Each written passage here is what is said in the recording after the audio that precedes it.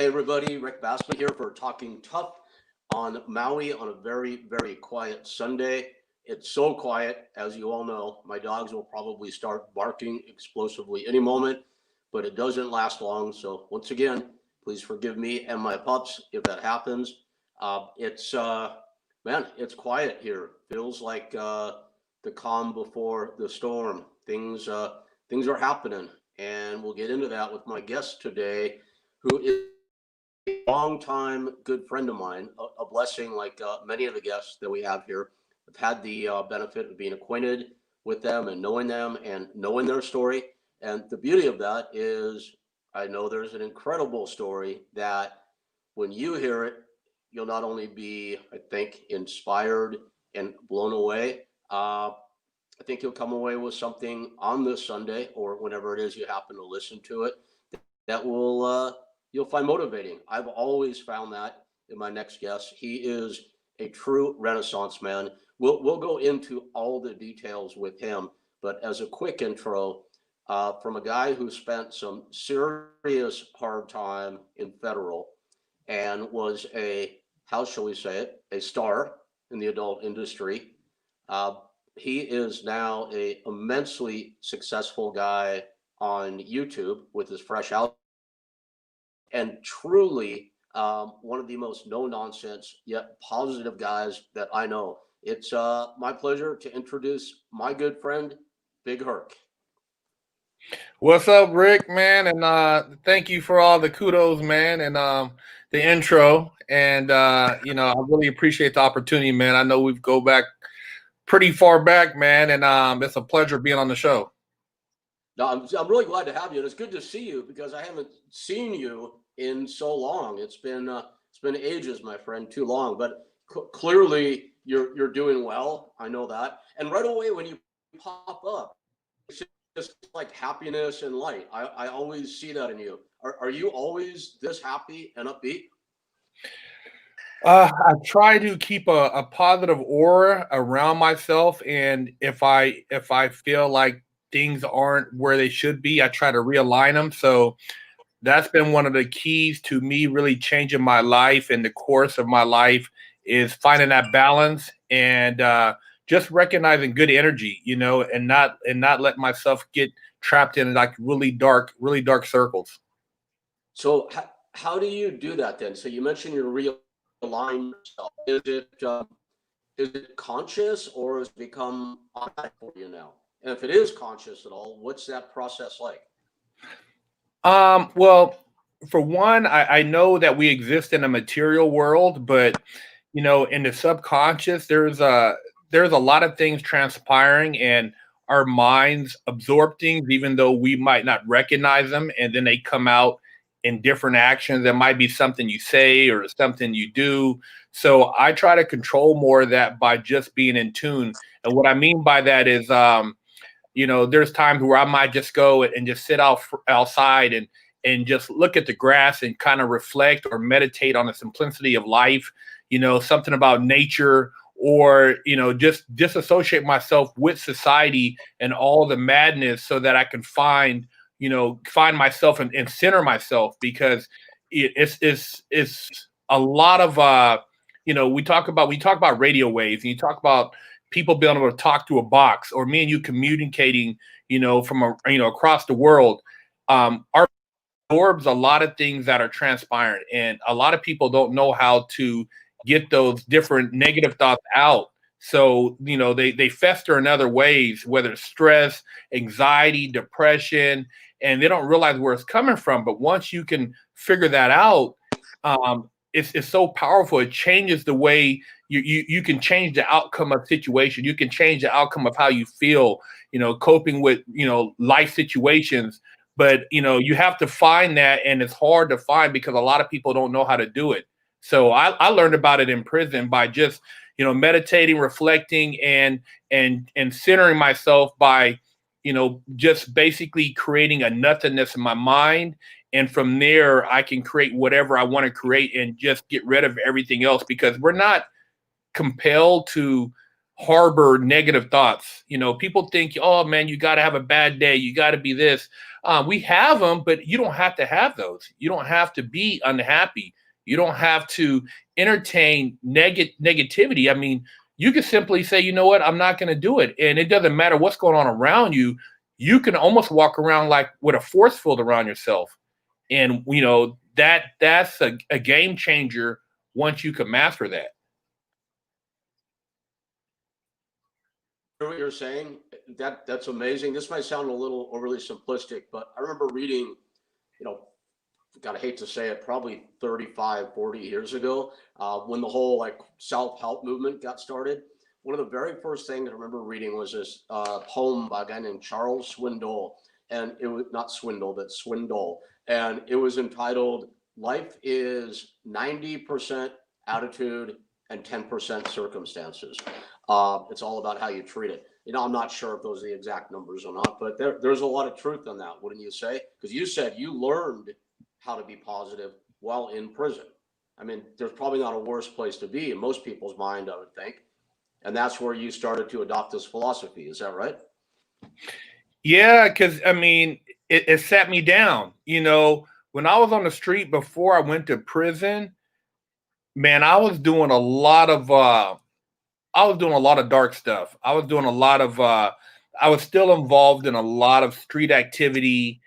I still had the mentality that, I'm a gangster, you know, behind closed doors, and I'm the good guy in your face type thing. And I really didn't understand my purpose, or, you know, the subconscious and the consciousness, and why I was attracted to certain things. So when I went to prison, unlike a lot of people, you know, when they're talking about, you know, doing 15, 20 years, to me it was a life moment. And so I really had to think about, like, what did I do to get to this point? Because you don't wake up one day and have that type of judgment stacked against you. You work your way up to that. So there might have been things you did that you didn't get caught for, things you got away with, but all that adds up. And so it just, you know, what led to the actual incarceration was just everything being cashed out in the game of life. And so for me, I had to reflect on that, because, you know, I felt that I almost had an epiphany when I was laying in handcuffs when I got caught in my high speed chase, that, you know, the game is over. I have to do something different. And so I had to do a lot of soul searching. I had to really, you know, dig deep and look at the principles I was raised on, and, like, you know, everything from religion to you know, social beliefs. I had to question all that and see where did I have where did I have the problems at? What was the issues I needed to address? And I worked on that.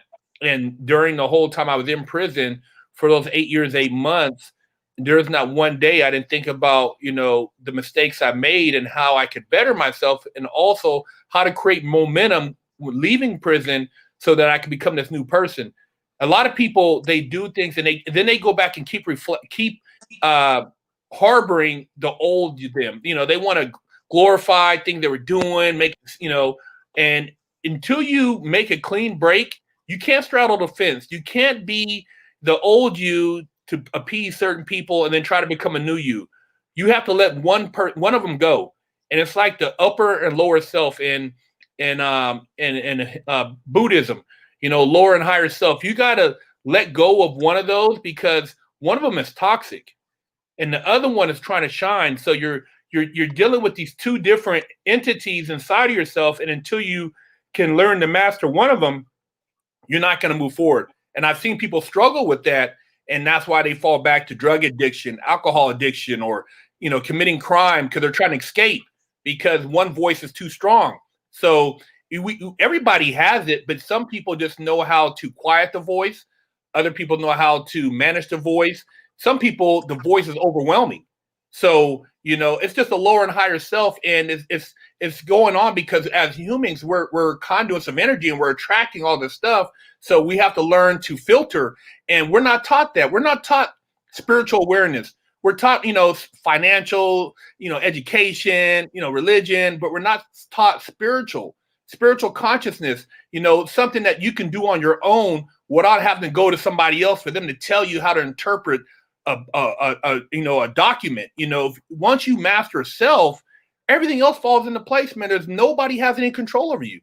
And you realize that, if you hear something or you see something, you can either accept it or not accept it, but you're in full control. So I did that on a daily basis, and I had a profound, out of body experience. I ran into a couple mentors, and one of the books that really changed my life in there was Conversations with God by Neil Donald Scott Walsh. And it's not a religious book, but it's a spiritual awakening book. And I read Deepak Chopra also, and Sylvia Saint, but Neil Donald Scott Walsh, man, it changed my life, and I just reflected on a lot of the things in there, and from there, man, everything, my life it took a whole nother direction. Neil Donald Scott Walsh, Conversations with God. I'm going to get that book. I'm not familiar, so I appreciate that. Thanks, Marcus.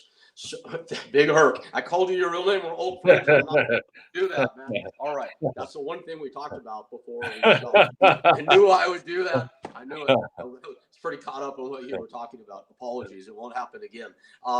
This is Big Herc, everybody, from Fresh Out.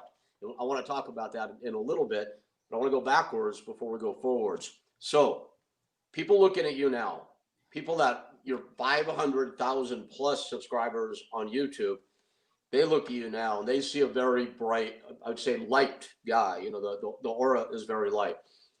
UK, obviously, we've talked a little bit about prison. We've talked about really changing things. But someone that's seeing you for the first time now going, there's no way this guy wasn't always happy, because you come across that way, and that's a compliment. Can you take a minute just to tell us, to describe, if you will, if you don't mind, what Big Herc was like at his worst? Mentally, emotionally, what you were doing physically. So I want people to know where you were and really contrast it with where you are now.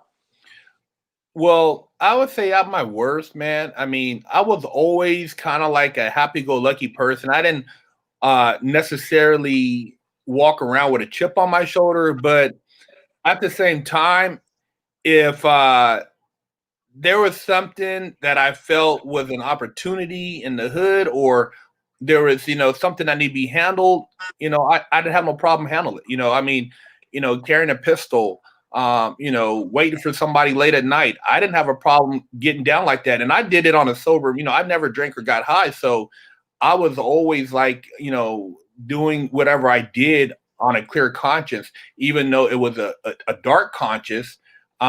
I was involved in these things because I was the type of person where if somebody told me something, say for instance, you told me, hey, Big Herc, man, I got some drugs for you. I got, blah, blah, blah. And then I'm waiting on that.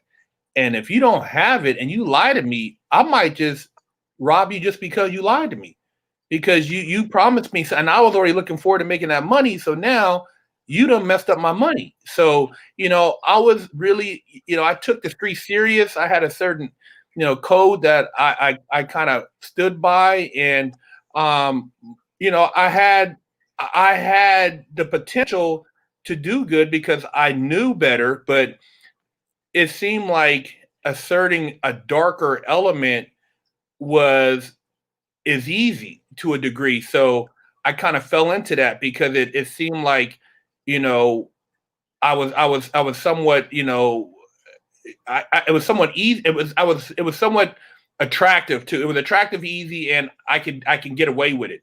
And, it took me, I used to, I would do things. I might on a weekend put in some work and then come back and act like nothing happened. I mean, I would, do certain things. I don't want to incriminate myself, but get involved in things that, had I maybe got caught for those things, I might have been in jail longer than what I did. So, it's just my mentality was super street, and I had no problem. If somebody crossed me, I had no problem getting with them, man. I didn't duck any wreck. I didn't worry about a consequence because I was more worried about taking care of business with the action. And it was and like I said, it wasn't like I carried that outwardly, because I would, always be like a person.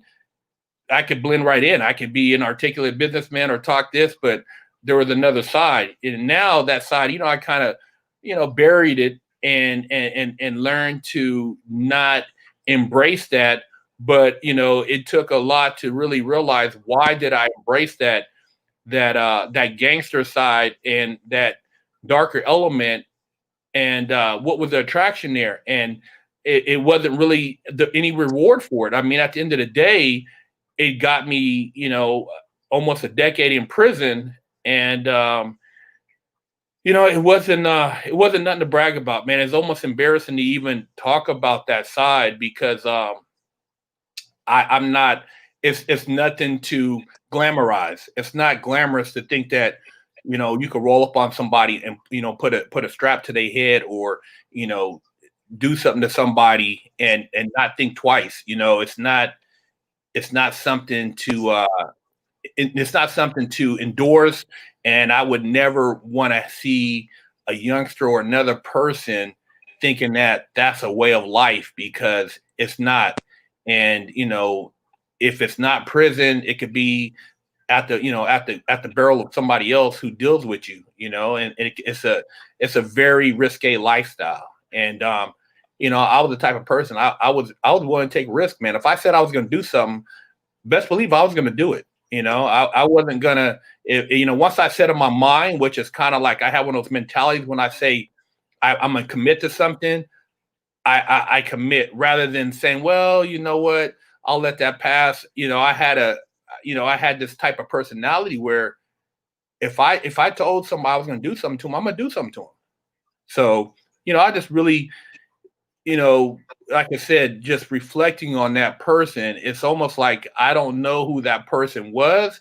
And, I never let that person come out around my family, but, I was that person, man. It's like, if somebody harmed one of mine, or did something to somebody I felt was a friend of mine, they were going to get handled. Well, it must be nice that that guy is no longer around. Now, how? Because I know, you talk about commitment and doing what you say you're going to do. Since I've known you, and everybody listening and watching, I did not know Marcus while he was in. I knew him uh, a few years at least after you came out.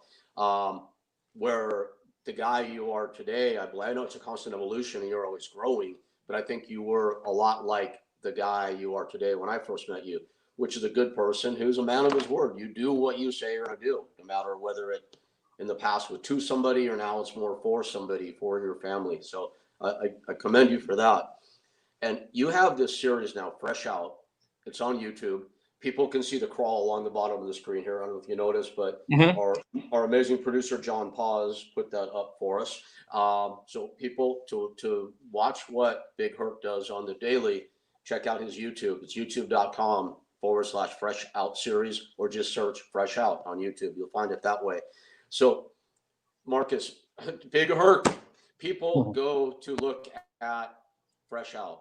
I think the first impression might be, well, hey, this guy is saying that that's in his past, yet he's telling prison stories.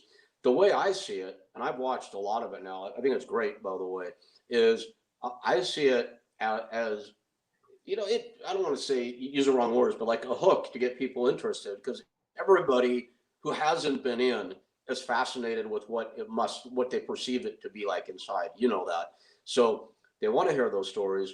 But more than that, it feels to me like, and I want to see if this was your intent or not with the show, or if I'm completely off base. It seems like it's a parable for what for life lessons, really, more than anything. How do you see Fresh Out? If you're describing it to somebody the first time, if they're not familiar with it, how do you describe your show? Fresh Out, telling prison stories, the whole concept I came up with when I was in prison, actually walking the yard and trying to figure out, like, one of the things I want to do when I get out, as far as, for one, produce a show to educate people, and for two, to show that people do make positive change. And prison seeing a person after prison is the big change. Inside people could say anything to try to convince somebody that they're, rehabilitated or what have you. And you got guys who are big shots in prison, but when they get out on the streets, these guys, they can't survive. So I want to show the other side. And when people say, oh man, you're telling prison stories, the stories on my show are not meant to uh embrace prison as somewhere you want to go and hang out to get accolades. My show is about life lessons, showing young people in general, that prison is not somewhere that you can control as far as the environment, because things happen that are out of your control. And at the end of the day, don't do things that'll get you caught up.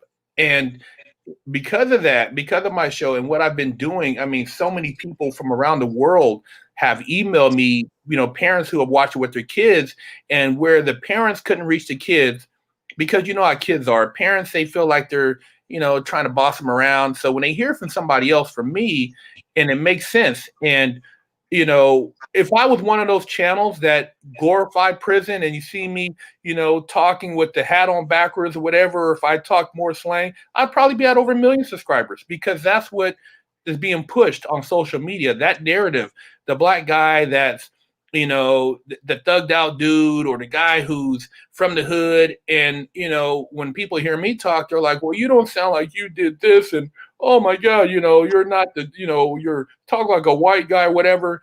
And I'm just showing you that you can't put a label on stuff. It doesn't matter how you talk, and to think that you have to talk a certain way to be a thug, you got to be, you got to be ignorant.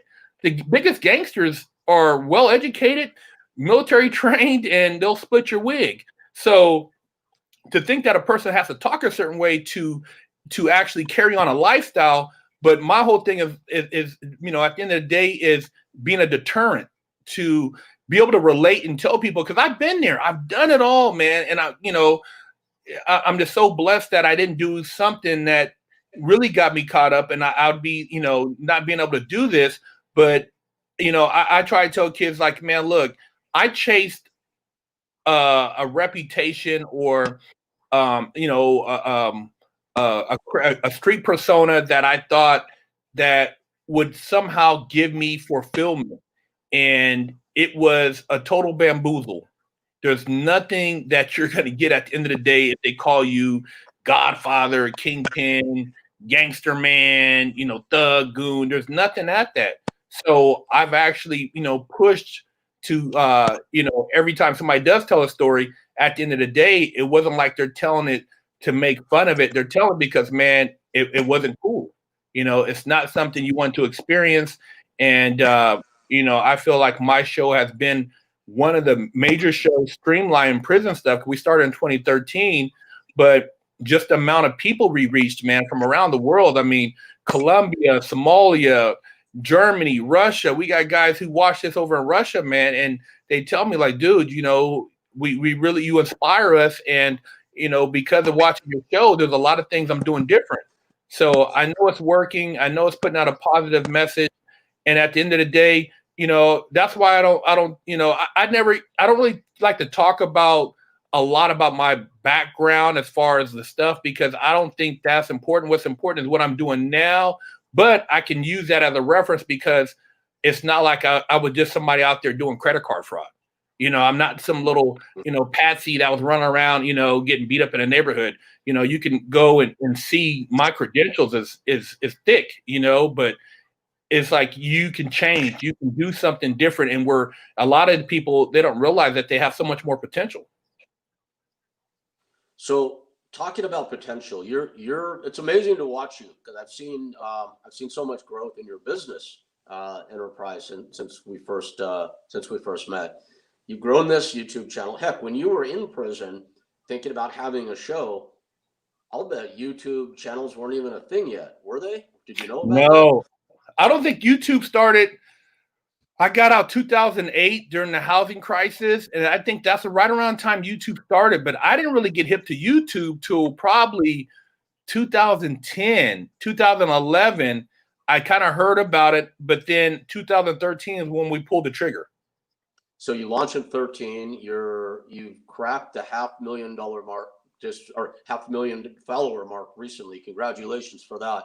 What's next? How else are you going to continue to get the message out? Because if I know you, your wheels are turning, and there's a lot of things in the work to grow the brand. Just getting more into public speaking engagements. Been speaking at some colleges, speaking at some like auditorium type gigs, getting out there and doing like more of a motivational, inspirational thing for just people in the inner city, kids who are looking for that hope.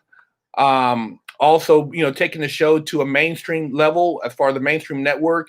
One of the things we ran into pushing the show to the next level was somebody said we're glorifying prison because everybody on our show has been successful, got their own business, self-employed, or got a good job, and they're doing well. A couple of guys, not so much, but for the most part, most guys have been doing pretty well.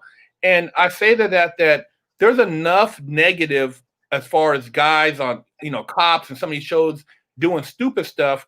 I want to show just the wide variety of people who have changed. I've had white guys, black guys, Mexican guys. So I want to show that these people, have been able to go through the fire and come out the other side and actually make something of their life. So, that's my goal, is to get this thing on a major network, and also keep building Big Herc 916, which is, I'd mentor people. I do life coaching over there on Big Herc 916 YouTube, and really spreading the positive message so that young men out there who are kind of searching for themselves, which we have a lot of young men out there right now that's just really lost, they can find some hope and hopefully, do something positive with their life.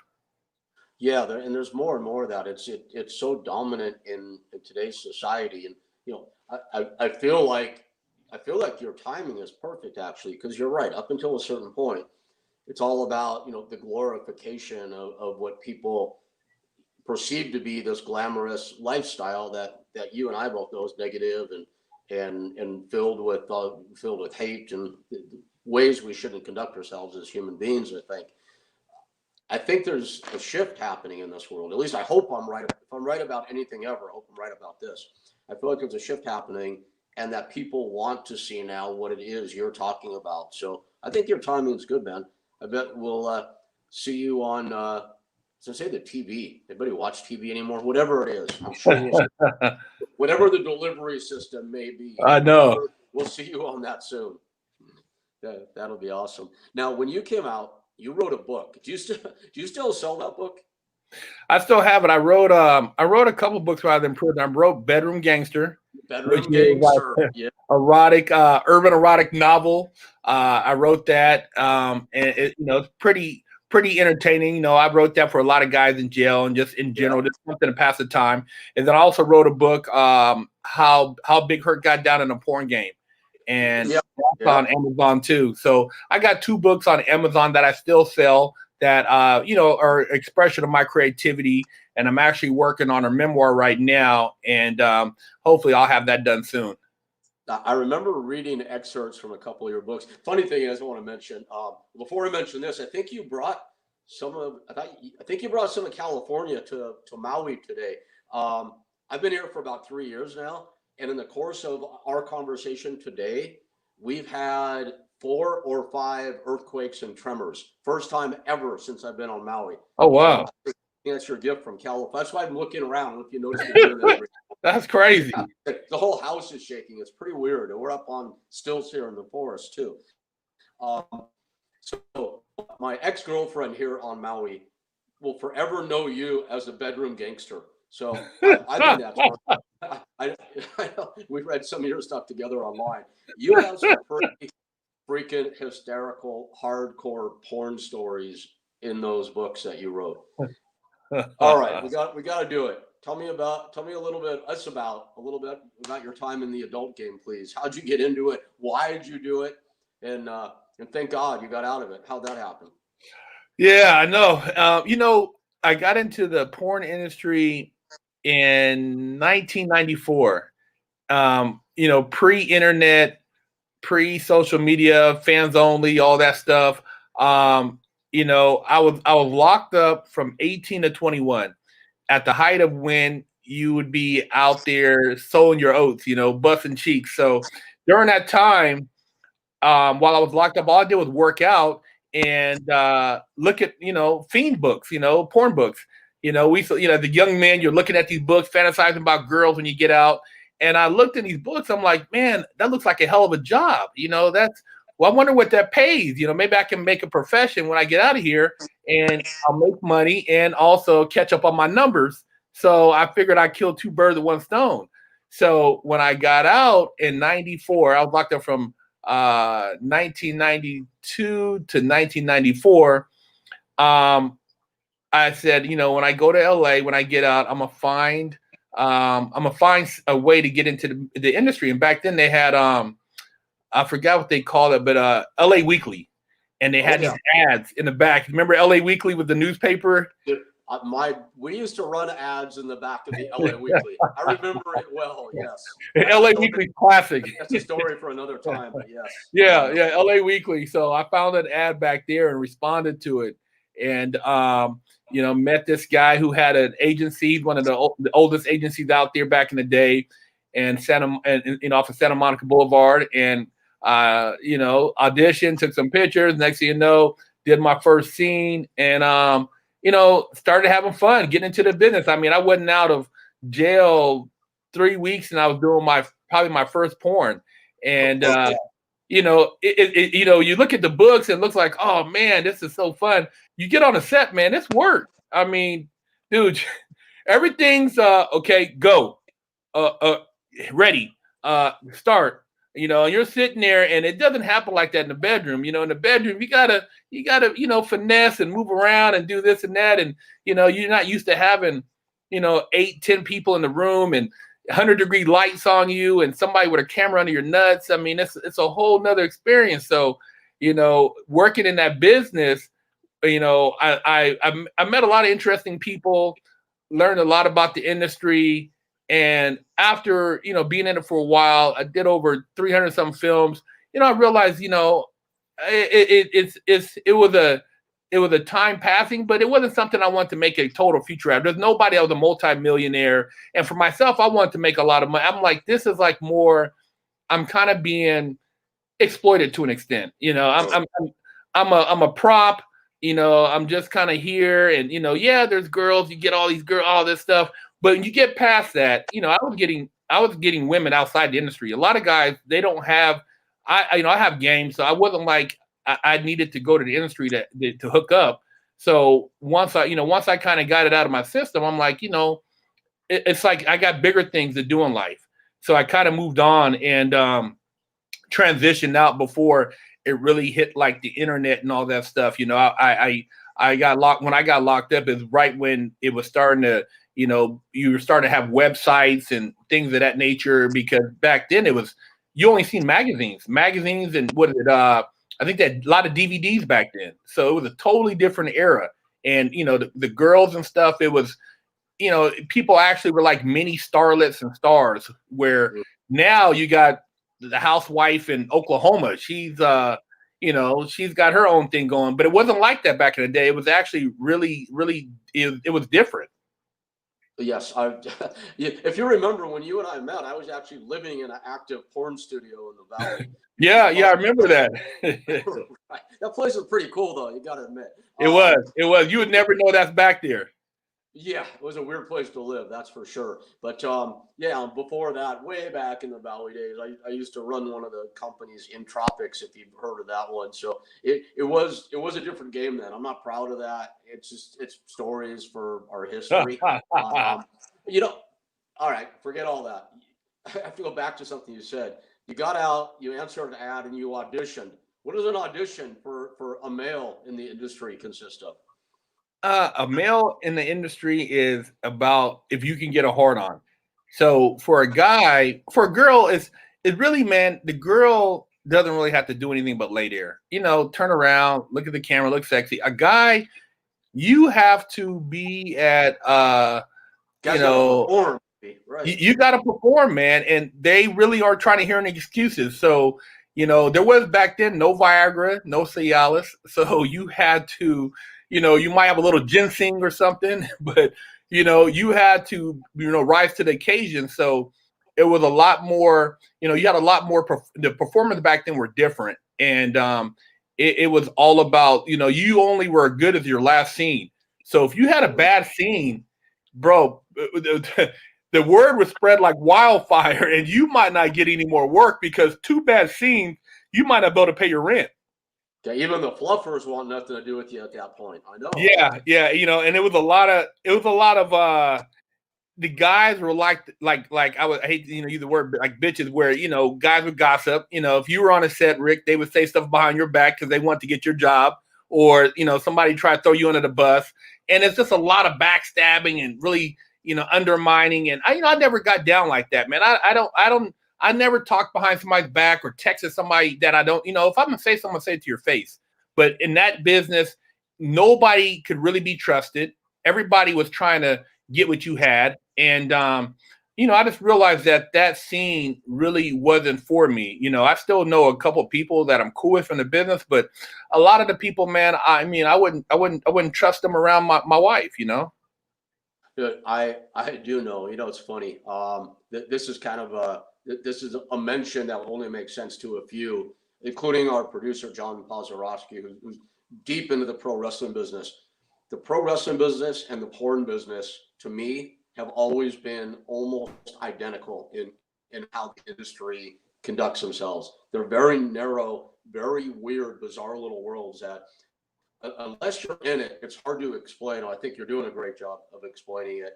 But it's fun from the outside looking in. It looks amazing and glamorous. But once you're in it, oh boy, it's a different kind of world. It's not always a great thing, that's for sure.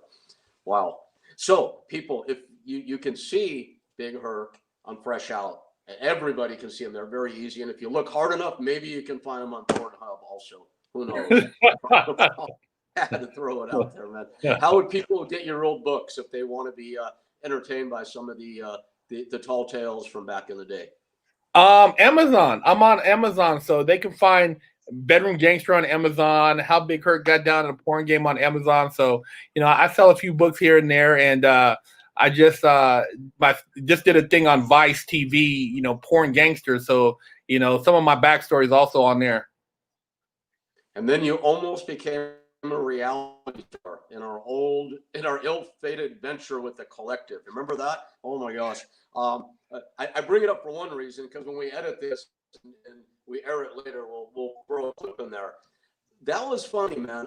I think maybe we were onto something. Maybe we were ahead of our time. Maybe it just didn't work because it was not supposed to work. Any memories about our time in the Collective and the effort that we put forth? And again, I'm gonna air some clips so people will see what we're talking about.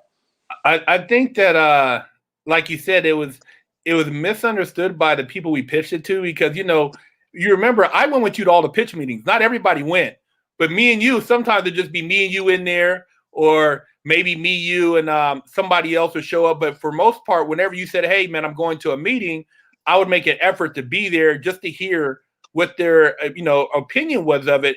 And I, looking at what I've seen on TV now, there's so much trash that's been produced since then.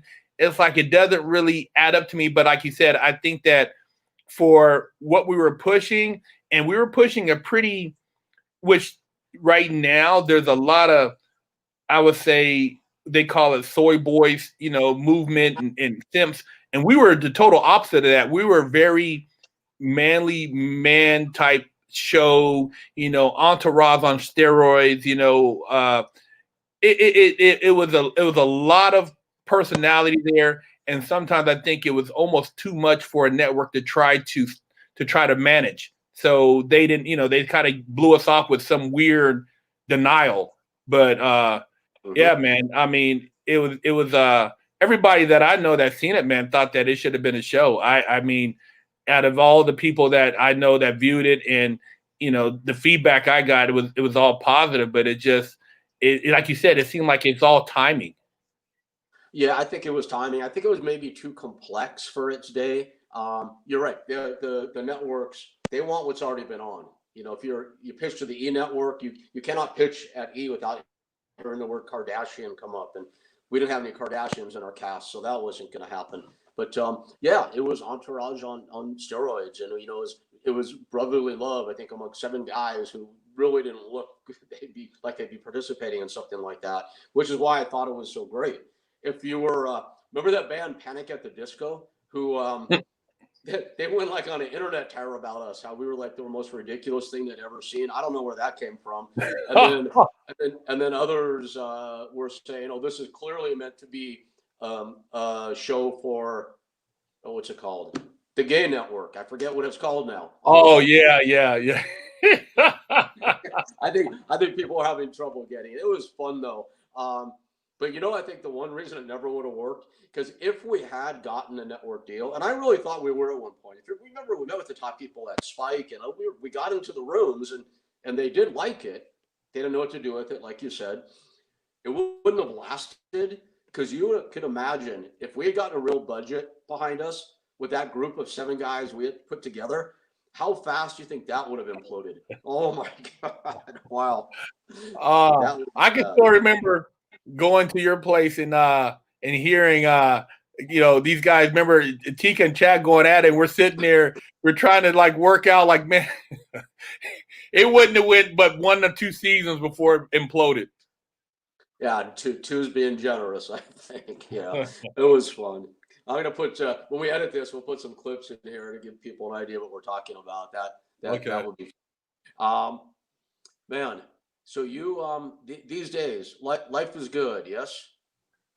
Yeah, yeah, life is good, man. No complaints. I mean, you know, I'm doing a lot of like really building my brand, doing a lot of life coaching stuff, like I said. And then I had for a while I was restoring and selling old muscle cars, so I was really involved in the classic car scene. I've had probably close to 40 or 50 cars since I've been out over the last 10 years that I've fixed up and worked on and restored. So that's kind of like my passion, and that keeps me busy. And then also just staying healthy, man, and trying to, I try to reach out as much as possible to just, shed some type of positivity and give back, as far as for all the negativity I've done, to give back positive.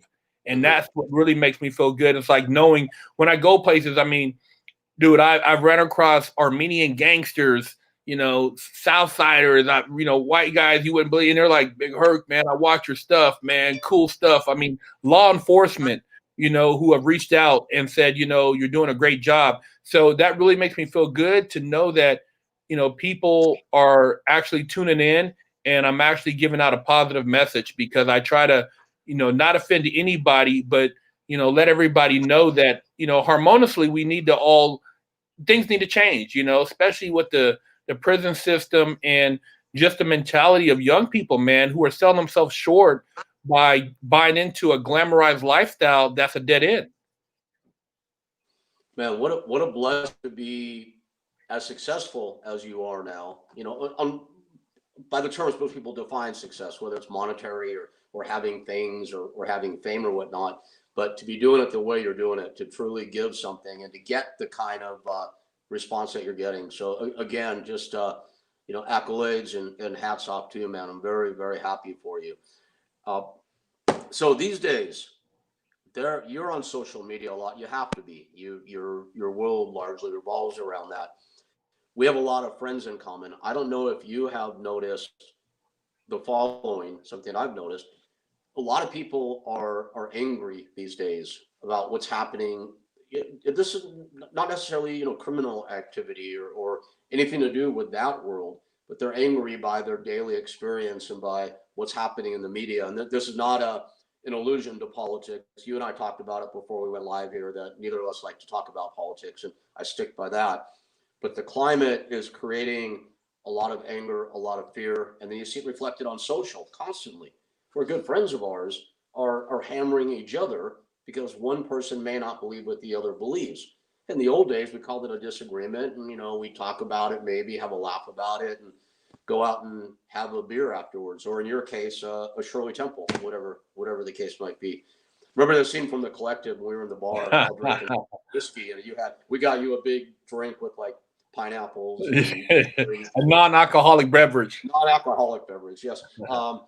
People put their differences aside very easily before. Now it seems like it's friend against friend. There's so much pent up and built up anger.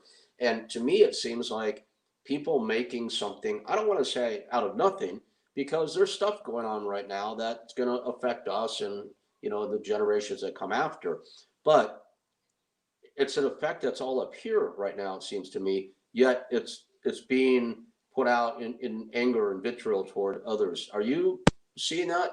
Or are you able to ignore that pretty much?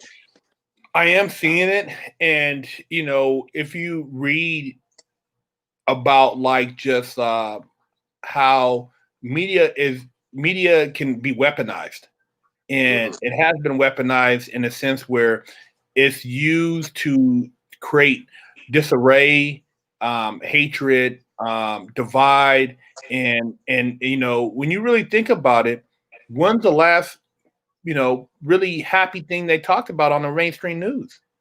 It's always bashing somebody or what they found. It's nothing about little kids playing somebody's birth. There's nothing positive. So that's what I talk about when I say, decompress, go look at the grass, meditate. And I try not to even watch the news. I mean, me and the wife, I'll watch the cooking channel or a home rehab or something and relax, but I can't watch the news no more. I really see how it's programmed to really affect us. And your harmony, a lot of people don't realize that information you might think you're blocking out, but you're processing that, and then it comes out and somebody cutting you off in traffic, or like you said, a friend, he'll make a post and you'll just put something real nasty on the post as a response, and you don't even know why you do it 5 minutes later. So the media, man, I really shut out. I mean, I do my social media, and I try to respond to people who tune into my channel and my page, but I try not to watch anything mainstream news wise because it's so biased, and it's just really right now has really shown a lot of a narrative that's been going on that we've been kind of like blind to. Okay, good. And the takeaway I hear from that is we have a choice. We have a choice to watch it. If we do choose to watch it, we still have a choice how we react to it, though. We That's don't correct. we don't have to be what it is we're talking about, the person that we don't want to be. It's always up to us at the end of the day, isn't it? Yeah, and we got to learn. I mean, a lot of people react off emotion rather than rational. So when you start thinking about things, and before you say something about it, really think about what you say. And like you said, we have the ability to not react at all. Yeah, I do have a news website to recommend to you. I recommend this to everybody. I don't think I've ever mentioned it before on the show. It's thegoodnewsnetwork.com. And every now and then I'll log on, actually probably once a day, I'll log on and read a story or two. And you know what it's about, Herc? It's about exactly what you're talking about. Happy, fun stuff, uplifting, inspirational, positive. So it's nice to see that there are portals like that out there making the effort, and that's a choice also, because I could have spent another 5 minutes on CNN or Fox, or if I want to go way left to Breitbart or way right to Daily Beast, or I got that backwards actually. So there's always a choice, and I wanted to say that with you on the line here, because I know I don't think you echo me. I think I echo you. I follow your lead when it comes to doing my best to make a positive choice every day. It's weird when you said that. I just thought about how watching that network, you just mentioned that, and think about like energy and vibration patterns. And if that was the case, and more people watch that, imagine if more people actually embrace like hey, how you doing? Happiness and positivity, how that would change the outcome of everything. Right now, people are so angry, they're scared, they're frustrated. So you have a lot of people who are just, don't know what's coming of the unknown. But when you can say, like you said, bring out that positive and feel good, literally you can uplift a whole like nation of people, man. And that's one of the things I think we're really, there's a shift right now going on in the world. And I really believe it's a spiritual shift.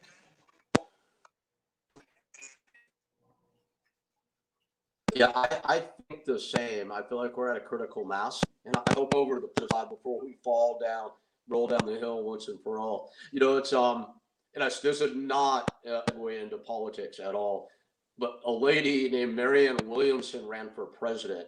This election, she ran in the Democratic primaries.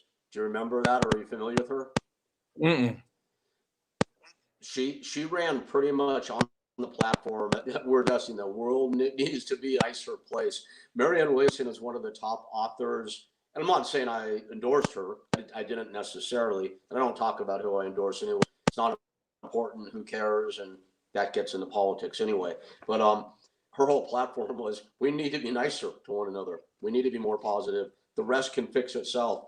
And there was something really resonant in about what she had to say. She got up on the stage for the first two debates, I think, before her numbers were so low she wasn't invited back. But it was neat to see that contrast, I think, because she wasn't a politician. And if she had won, I mean, we probably have no economy, we probably have no electricity, but everybody might be happier. Who knows, right? Marianne, 2024, go. I know, right? We might be ready for it then. Oh man, Herc, it's so good to see you, dude. You know, it truly is great seeing you here.